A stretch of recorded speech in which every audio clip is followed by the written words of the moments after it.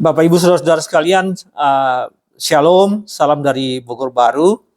Pada kesempatan ini saya sharing dengan Anda tentang satu tema penting yang saya beri judulnya itu harmoni kehidupan.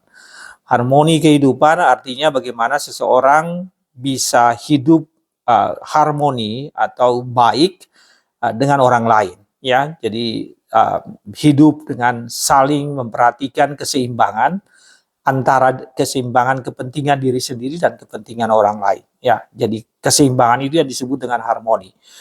Tapi setiap orang hanya bisa membangun harmoni kehidupan apabila dia mempunyai hubungan spiritual, dia punya kehidupan spiritualitas yang baik. Kalau dia bisa membangun hubungan yang baik dengan Tuhan atau dia memiliki hubungan yang baik dengan Tuhan, maka sebagai dampaknya dia mempunyai hubungan yang baik dengan orang lain. Keseimbangan itu antara dirinya, kemudian bagaimana dia bergantung pada Tuhan, dan kemudian dia wujudkan itu dengan kehidupan dengan orang lain.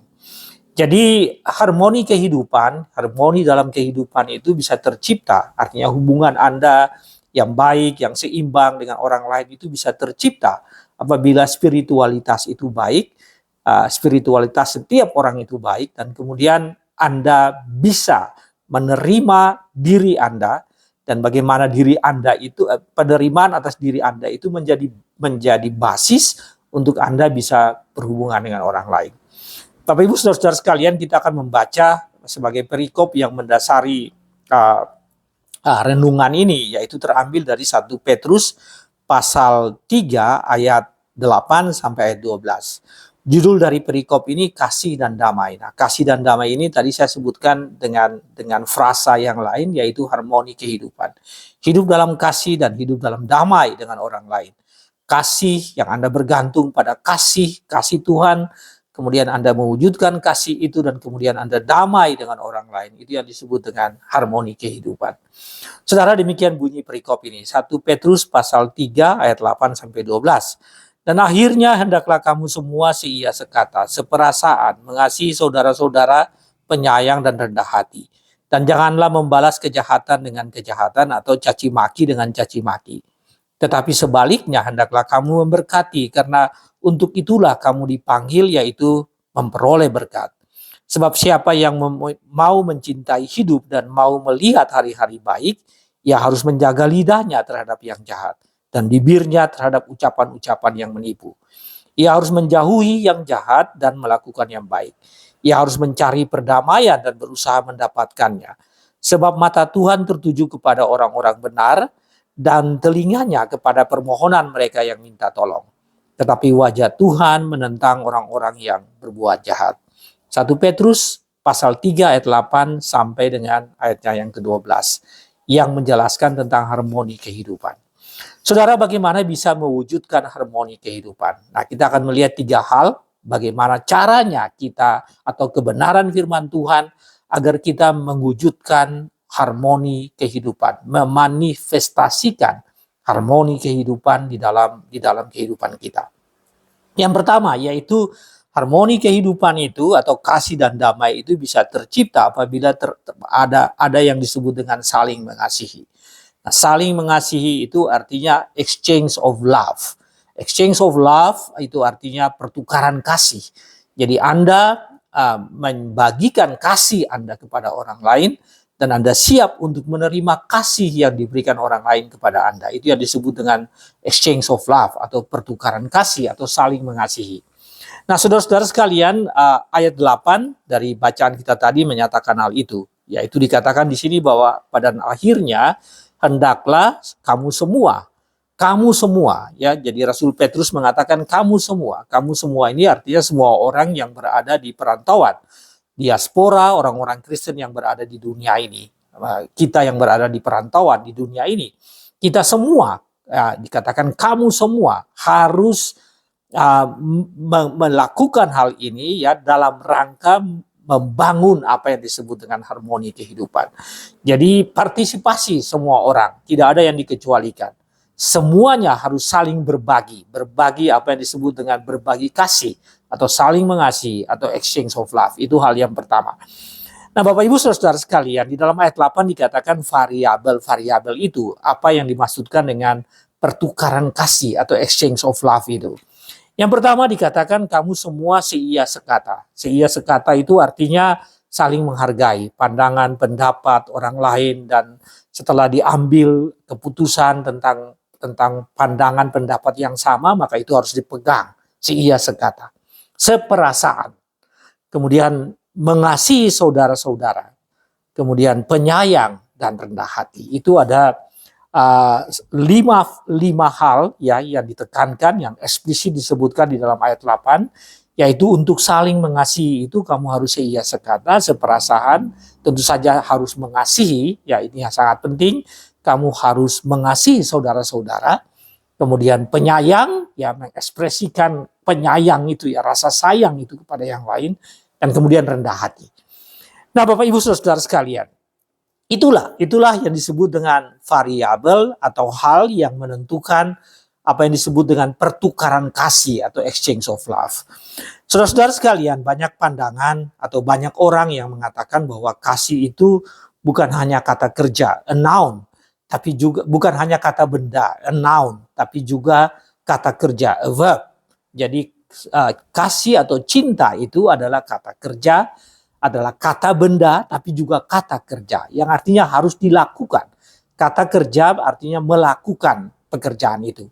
Jadi ketika dikatakan mengasihi atau mencintai, maka itu harus dilakukan, melakukan pekerjaan mencintai itu, dan melakukan aktivitas mengasihi itu. Jadi bukan hanya kata benda, tapi juga kata kerja. Saudara, ini berarti bahwa mengasihi ya atau exchange of love itu adalah sesuatu yang aktif, sesuatu yang harus terjadi.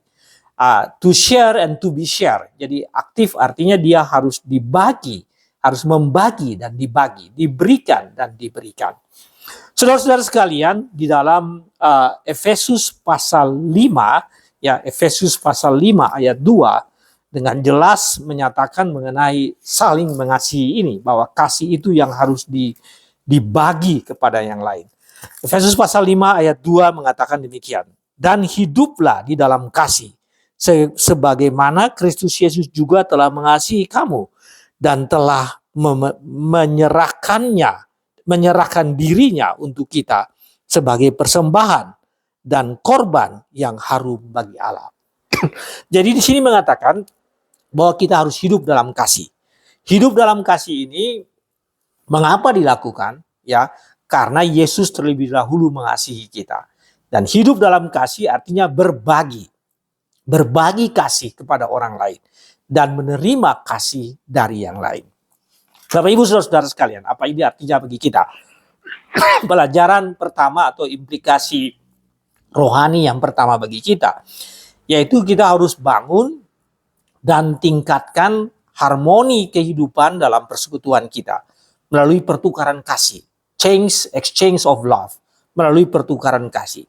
Karena itu Bapak Ibu dan saudara-saudaraku, setiap orang harus memahami apa yang bisa dia bagi, apa yang bisa Anda bagi. Identifikasi apa yang bisa Anda bagi atau Anda share dalam hal spiritual. Ya, jadi exchange of love ini dalam hal spiritual, bukan dalam hal materi, bukan hal dalam hal fisik, tapi hal dalam hal spiritual. Apa yang bisa Anda bagi? Dan yang bisa Anda bagi misalnya perhatian. Ketika Anda memperhatikan orang lain, maka itu Anda sharing of love dengan mereka. Ya, apabila Anda mempunyai ucapan, apabila Anda punya sapaan, apabila Anda punya salam, atau kata-kata pengharapan, atau bahkan firman Tuhan yang Anda bagi kepada orang lain, atau Anda terima dari orang lain, itu adalah bentuk dari apa yang disebut dengan exchange of love, pertukaran kasih. Jadi marilah kita mewujudkan harmoni kehidupan ini dengan saling menukarkan kasih. Yaitu ucapan kita, perhatian kita, kata-kata kita yang membangun, sapaan kita, ya, dan pengharapan yang kita berikan kepada orang lain. Dan tentu saja firman Tuhan yang Anda bagikan kepada orang lain. Ya, kata-kata penguatan firman Tuhan yang Anda sharingkan kepada orang lain. Jadi exchange of love tidak hanya terbatas pada material ya, atau fisik, tetapi juga hal-hal yang tadi saya katakan spiritual.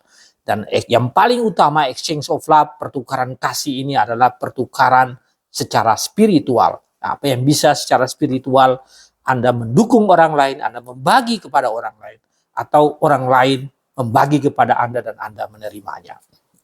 Nah, itu hal yang pertama. Hal yang pertama, bagaimana mewujudkan harmoni kehidupan, yaitu berbagi kasih. Exchange of love, itu yang pertama. Nah, yang kedua Bapak Ibu Saudara sekalian, terambil dari ayat 9 dan ayat 10 yang mengatakan tentang apa yang disebut dengan pertukaran berkat, ya. Pertukaran berkat, exchange of blessing, ya. Pertukaran berkat. Tadi kalau pertama tadi exchange of love, pertukaran kasih, maka yang kedua adalah pertukaran berkat. Ayat ke-10 mengatakan demikian. Ayat ke-10 mengatakan bahwa ayat ke-9, ya, tidak membalas kejahatan dengan kejahatan, ya, tidak membalas kejahatan dengan kejahatan. Kalau orang lain berbuat jahat, Anda tidak berbalas juga dengan sesuatu yang jahat. Tidak membalas caci maki dengan caci maki. Ayat 9, tidak membalas caci maki dengan caci maki. Kemudian dikatakan sebaliknya, hendaklah kamu memberkati. Ini yang saya sebutkan dengan exchange of blessing. Jadi bukan kejahatan atau caci maki, ya, ungkapan-ungkapan yang kasar, tetapi Anda harus membalasnya dengan blessing atau berkat, ya. Hendaklah kamu atau sebaliknya kamu memberkati. Sebaliknya kamu memberkati. Karena untuk itulah kamu dipanggil. Jadi panggilan kita sebagai orang-orang Kristen ini adalah dalam rangka kita memberkati atau menjadi berkat, atau menjadi saluran berkat, bukan digunakan untuk menipu atau sesuatu yang jahat. Nah, saudara sekalian, ayat 11 mengatakan begini, siapa yang mencintai hidup dan melihat hari-hari baik, ia harus menjaga lidahnya terhadap yang jahat. Tadi kita udah membaca sebelumnya, melihat sebelumnya, bahwa bukan caci maki dibalas dengan caci maki, ya. Ini berarti bagaimana kita mengontrol pikiran dan lidah kita. Anda mengontrol pikiran, hati dan lidah Anda sehingga Anda tidak membalas caci maki dengan caci maki. Tetapi lidah itu dipakai untuk membangun, ya. Jadi bukan caci maki dengan caci maki, ya, tetapi lidah itu harus dijaga supaya tidak melakukan yang jahat. Saudara, saya baca ayat 10 bagi Anda. Siapa yang mau mencintai hidup dan mau melihat hari-hari baik, ia harus menjaga lidahnya terhadap yang jahat dan bibirnya terhadap ucapan-ucapan yang menipu. Nah, saudara, ini yang disebut dengan exchange of blessing. Jadi pertukaran berkat. Anda memberkati, ya, Anda memberkati karena Anda menjadi saluran berkat.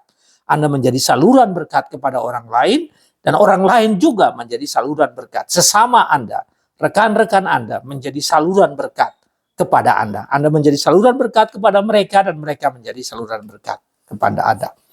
Saudara sekalian, Tuhan Yesus mengajar, ya, supaya kita jangan membalas kejahatan dengan kejahatan. Ya, di dalam khotbah di bukit, Yesus mengatakan apabila seseorang menampar salah satu pipimu, maka berikan juga pipi yang lain, ya, bagian pipi yang lain untuk ditampar.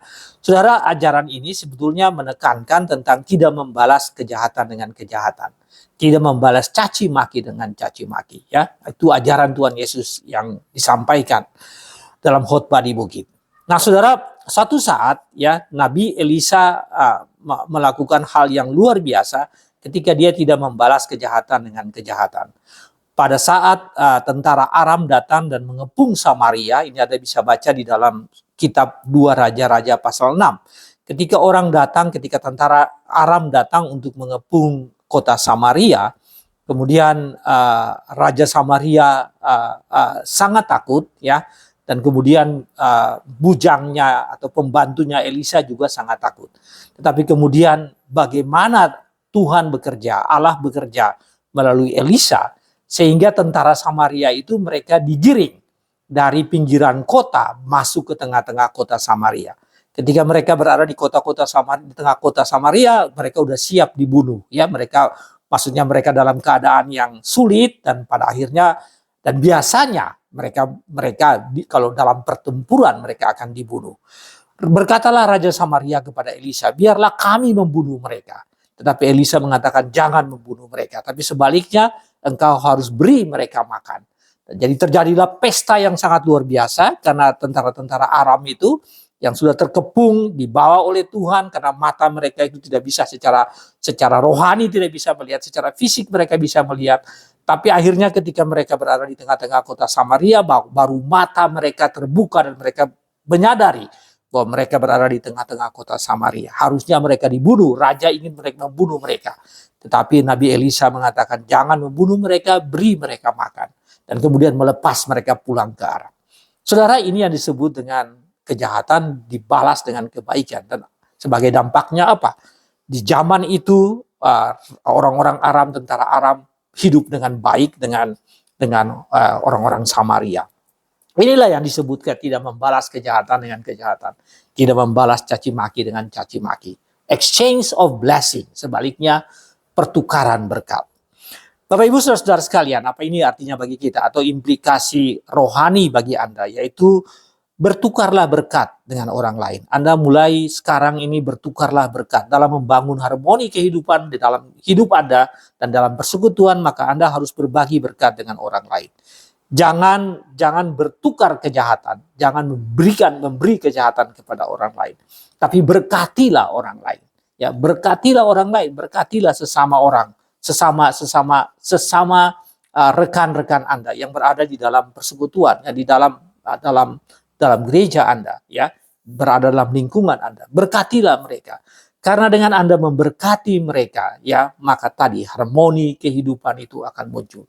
Nah, Anda bayangkan bahwa semua orang saling menjadi saluran berkat, seperti apa yang tadi dilakukan oleh Elisa tadi menjadi saluran berkat, maka kedamaian yang disebut dengan kasih dan damai itu akan muncul. Itulah yang disebut dengan harmoni kehidupan. Tercipta karena pertukaran berkat, exchange of blessing. Bapak Ibu Saudaraku, yang pertama tadi harmoni kehidupan bisa muncul apabila ada exchange of love. Yang kedua exchange of blessing, ya, yang seperti terdapat di dalam bacaan perikop ini. Dan yang ketiga adalah exchange of goodness atau pertukaran kebaikan. Jadi harmoni kehidupan, kasih dan damai itu bisa terwujud apabila terjadi pertukaran kebaikan, ya, exchange of goodness. Ayat 11 mengatakan begini, Bapak Ibu, ia harus menjauhi yang jahat dan melakukan yang baik. Ia harus mencari perdamaian dan berusaha untuk mendapatkannya. Melakukan yang baik, dikatakan di sini melakukan yang baik. Menjauhi yang jahat dan melakukan yang baik. Ini yang saya katakan tadi, exchange of goodness. Saling menukarkan kebaikan, ya, melakukan yang baik dan menjauhi yang jahat. Saudara sekalian, di dalam ayat 11 juga dikatakan bahwa ia harus mencari perdamaian. Jadi memang perdamaian itu harus diupayakan, harus dicari, harus dibentuk atau harus dipromosikan. Perdamaian harus dipromosikan, bukan permusuhan. Tapi perdamaianlah yang harus dimunculkan, dipromosikan. Ia harus mencari perdamaian dan berusaha mendapatkannya. Jadi Bapak Ibu sekalian, dalam rangka pertukaran kebaikan, maka perdamaian itu harus dicari, diupayakan, harus dibentuk, ya, di dalam kehidupan kita, terutama di dalam jemaat dan dalam persekutuan. Perdamaian itu harus dibentuk. Ayat 12 mengatakan, sebab mata Tuhan tertuju kepada orang-orang benar. Mata Tuhan tertuju kepada orang-orang benar, yang berarti Tuhan mengetahui dan Tuhan memantau semua perbuatan kita. Dan telinganya kepada permohonan mereka yang minta tolong. Jadi mata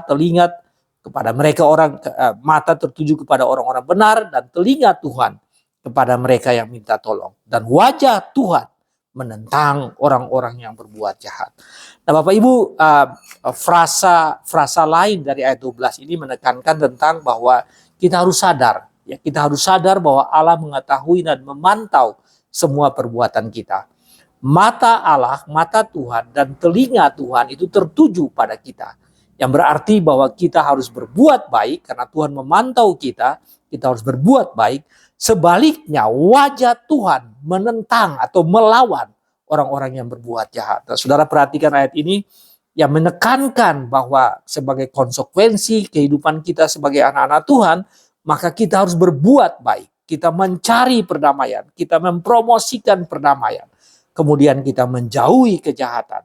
Dan kemudian orang-orang yang tidak mencari perdamaian dan orang-orang yang cinta terhadap kejahatan atau melakukan kejahatan, maka Tuhan menentang mereka. Bapak Ibu Saudara sekalian, belakangan ini ada kasus yang luar biasa, ya, kasus di Cidahu itu, ya, di Sukabumi, kasus di Cidahu Sukabumi, dan ceritanya bahwa Gubernur Jawa Barat dia datang dan dia membantu memperbaiki rumah yang rusak itu, ya, tempat retreat yang rusak itu, dia memberikan 100 juta. Anda bisa melihat ini di medsos, di media sosial. Tapi kemudian berkembang lagi media sosial bahwa orang pemilik rumah itu dia mengambil 100 juta itu dan dia justru membagi-bagi itu ke lingkungan di sekitarnya. Ya, dia tidak gunakan, tapi dia gunakan 100 juta itu untuk dibagi di lingkungan sekitarnya. Nah, ini yang menunjukkan apa yang disebut dengan dia mengekspresikan kebaikan. Jadi kebaikan dari Pak Gubernur kemudian turun ke dia, lalu dia menjalarkan itu, dia membagi kebaikan itu. Dia tidak menggunakan itu untuk kepentingan dirinya atau kelompoknya, tapi dia membagi itu. Ini yang terjadi. Ini yang disebut dengan promosikan kebaikan. Mencari kebaikan, mengupayakan kebaikan, menjauhi kejahatan, mempromosikan kebaikan. Dan itu yang dilakukan oleh pemilik rumah yang ada di Cidahu, rumah retret atau rumah singgah yang dipakai untuk retret anak-anak yang ada di Cidahu itu. Bapak Ibu Saudara sekalian, pertukaran kebaikan, exchange of goodness, ya. Kebaikan Tuhan itu kita udah alami dan karena itu kita bisa menukar, kita membagi itu, kita sharing itu. Dan karena itu orang lain juga dalam persekutuan, orang lain atau teman-teman kita atau saudara-saudara kita juga melakukan hal yang sama. Anda membagi kebaikan kepada orang lain dan orang lain juga membagi kebaikannya kepada diri Anda. Itulah yang membangun apa yang disebut dengan harmoni kehidupan. Saudara sekalian, apa artinya atau implikasi rohani bagi kita? Bagi Anda, yaitu Anda harus berbuat baik di tengah-tengah persekutuan. Buatlah kebaikan di tengah-tengah persekutuan. Promosikan perbaikan di kalangan umat Tuhan, ya, di kalangan gereja, di kalangan persekutuan. Jangan ada musuh, ya, jangan ada musuh. Tidak boleh ada permusuhan di dalam persekutuan. Berdamai bila ada gejala-gejala untuk muncul permusuhan atau pertikaian, maka segera berdamai. Segera berdamai dan dimulai dengan diri Anda sendiri. Karena firman Tuhan mengatakan setiap orang harus mencari perdamaian. Jadi apabila ada gejala terjadi pertikaian, permusuhan, maka Andalah yang harus mempromosikan perdamaian itu. Mencari perdamaian. Ayat 11 mengatakan setiap orang harus mencari perdamaian dan berusaha mendapatkannya. Karena itu saudara-saudara sekalian, promosikan perdamaian, cari perdamaian. Ingat bahwa Tuhan terlebih dahulu mengasihi Anda, ya, mengampuni Anda, dan karena itu Anda harus mengampuni orang lain, ya. Cari perdamaian. Jangan mengalah, jangan kalah terhadap kejahatan, tapi atasilah kejahatan dengan mempromosikan perdamaian di kalangan umat, di kalangan internal, dan sebagai konsekuensi itu akan keluar dari kalangan internal ke eksternal, ke dunia ini, menjadi berkat bagi dunia ini. Saudara sekalian, saya telah menyampaikan 3 hal. 3 hal yang saya sebutkan dengan pertama adalah exchange of love, ya, dalam rangka harmoni kehidupan, hidup yang damai, hidup yang damai dan adil dan mengasihi, dan dalam mewujudkan kasih di tengah-tengah kehidupan itu, maka yang pertama adalah exchange of love. Yang kedua, exchange of blessing. Jadi tukarkanlah kebaikan. Pertama, tukarkanlah cinta kasih. Kedua, atau saling mengasihi. Yang kedua, tukarkanlah berkat atau saling menjadi saluran berkat. Dan yang ketiga, tukarkanlah kebaikan, ya, saling menukar kebaikan, exchange of goodness, atau saling membagi kebaikan.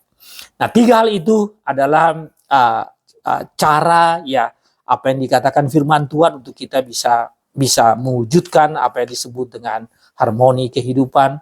Apa itu harmoni kehidupan? Kembali saya ingatkan hubungan Anda dengan orang lain yang berbasis pada keseimbangan spiritualitas Anda.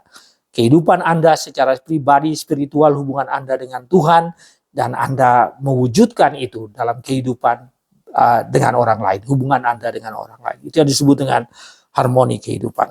Sebagai kesimpulan, take away message. Yang pertama, hidup dalam harmoni adalah keseimbangan.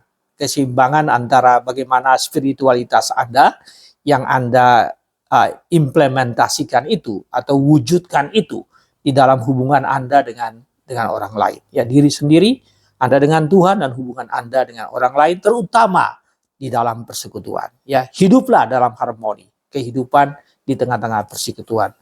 Bapak Ibu, ini akan sulit diwujudkan bila Anda tidak berada di dalam Tuhan Yesus.